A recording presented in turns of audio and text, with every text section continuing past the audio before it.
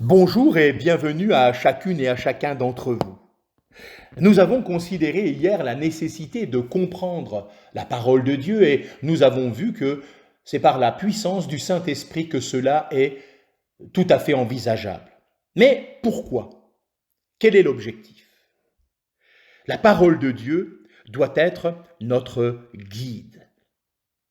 Certains pensent que nous devons être guidés par notre conscience. Ce n'est vrai que si nous gardons une bonne conscience, comme le déclare 1 Timothée au chapitre 1er et au verset 19. Et encore, il faut préciser que notre conscience a besoin d'être éclairée par la parole de Dieu. Le Seigneur Jésus a dit à ses disciples, en Jean 16, verset 2, « L'heure vient même où quiconque vous tuera pensera accomplir un service envers Dieu. » Et c'est exactement ce que faisait Saul de Tarse. Il suffit de lire dans Acte 9, verset 1, et au chapitre 23, le verset 1er également. Pour être fiable, la conscience doit être soumise à la volonté de Dieu. Et c'est sa parole qui nous fait connaître sa volonté. Mais une autre difficulté apparaît alors. Comment peut-on connaître la volonté de Dieu d'après sa parole? En effet, beaucoup de doctrines opposées et même contradictoires prétendent se baser sur la parole de Dieu. Nous devons alors partir du fait que Dieu nous a fait connaître sa volonté dans les Saintes Écritures. Et au milieu de l'obscurité morale et spirituelle de ce monde, cette parole peut alors illuminer notre sentier, comme le déclare le chapitre 119 du livre des Psaumes au verset 105. Pourquoi? Afin que nous marchions dans la vérité et dans l'amour. De Jean 1 à 6.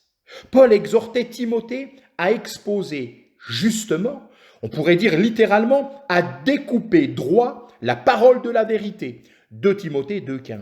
C'est-à-dire laisser chaque partie de la Bible à la place qui est la sienne.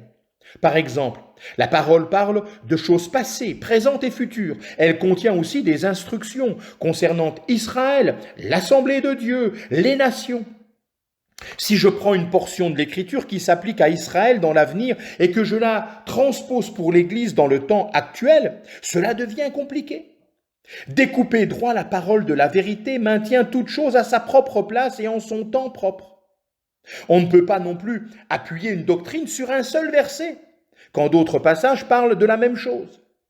L'interprétation d'un verset n'est exacte que si elle n'est pas en contradiction avec d'autres versets sur le même sujet. Or, si nous voulons vraiment connaître la volonté du Seigneur, adressons-nous à lui par la prière. Il nous la montrera au moment où, bien sûr, lui le jugera bon. Mais cette parole, qui est cette lampe, seule est capable de nous éclairer et de nous permettre ainsi d'éviter les obstacles, voire même les fosses. Elle est cette boussole capable d'orienter nos pas dans la bonne direction. Et cette bonne direction, c'est la dépendance, la soumission à son autorité, à la parole de Dieu. Que Dieu vous bénisse richement.